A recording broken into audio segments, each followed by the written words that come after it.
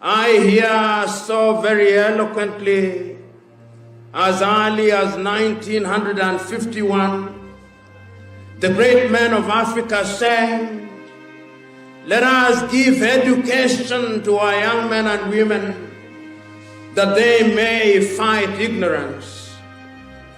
60 years down the line, many African countries cannot feed themselves.